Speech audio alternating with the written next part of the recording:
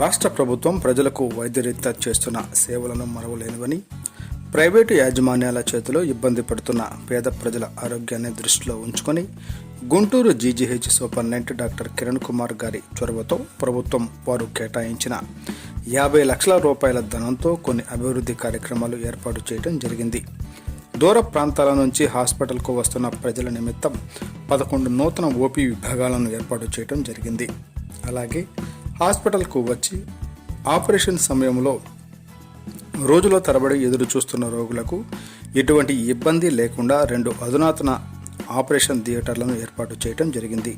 అలాగే 104 వార్డు ప్రాంతంలో కొత్తగా ఏర్పాటు చేస్తున్న పార్కు మొక్కలు స్పాన్సర్ చేసిన పంజాబ్ నేషనల్ బ్యాంకు వారు మరియు అలాగే శ్రీ శారదాపీఠం వారు స్వచ్ఛందంగా కలగజేసుకుని పర్ణశాల రీమోడలింగ్ పనులను చేయటం చాలా హర్షణీయమని పలువురు ప్రసంగించారు.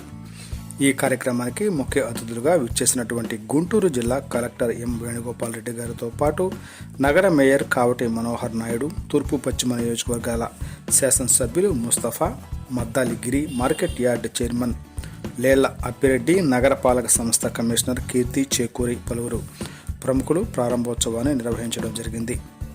సభలో జిల్లా కలెక్టర్ ఎం వేణుగోపాల్ రెడ్డి గారు మాట్లాడుతూ ఇలా అన్నారు.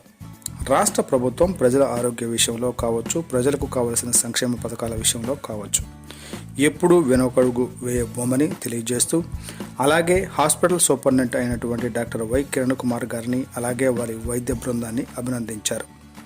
తదుపరి తూర్పు పశ్చిమ గోదావరి పశ్చిమ నియోజకవర్గ శాసనసభ్యులు అయినటువంటి ముస్తఫా గారు మాట్లాడుతూ ఇలా అన్నారు. ఇప్పటి వరకు కనీ విని ఎరుగని రీతిలో ప్రభుత్వం పేదలకు అందజేస్తున్న వైద్య సదుపాయాలను వివరించారు. అదేవిధంగా గుంటూరు నగరపాలక సంస్థ మేయర్ అయినటువంటి కావటి మనోహర్ నాయుడు గారు మాట్లాడుతూ గత ప్రభుత్వంలో వైద్య విద్య వ్యాపార రంగాలకు సంబంధించిన జరిగిన లోటుపాట్లను వివరిస్తూ వైఎస్ జగన్మోహన్ రెడ్డి గారి పరిపాలనలో ప్రజలకు అందిస్తున్న వైద్య సదుపాయాలను గురించి, అలాగే రాష్ట్రంలో గ్రామ స్థాయి నుంచి జిల్లా స్థాయి వరకు ఉన్న అన్ని ప్రభుత్వ హాస్పిటల్లో సదుపాయాలను మెరుగుపరచడంలో జగన్మోహన్ రెడ్డి గారి బృందం అనూహ్యమైన మార్పులను చేస్తున్నారని సభాముఖంగా తెలియజేశారు. జీజీహెచ్ సూపరింటెండెంట్ అయినటువంటి వై కిరణ్ కుమార్ గారు మాట్లాడుతూ 104 వార్డు సమీపంలో ఉన్న పర్ణశాల రీమోడలింగ్ పనులను నిర్వహిస్తున్న శ్రీ శారదాపీఠం వారి ఆధ్వర్యంలో నిర్వహిస్తున్న పార్కులో పంజాబ్ నేషనల్ బ్యాంకు వారి సహకారంతో అందజేసిన మొక్కలను కూడా నాటడం జరిగిందని డాక్టర్ వై కిరణ్ కుమార్ గారు చెప్పడం జరిగింది. చివరగా డాక్టర్ కిరణ్ కుమార్ గారు ప్రజలకు ఇలా సూచించారు.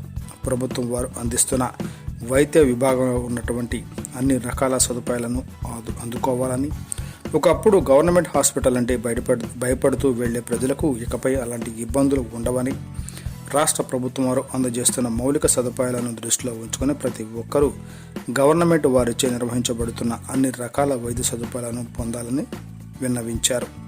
ఇట్లో today TV channel Guntur reporter K Harish and cameraman కోటి.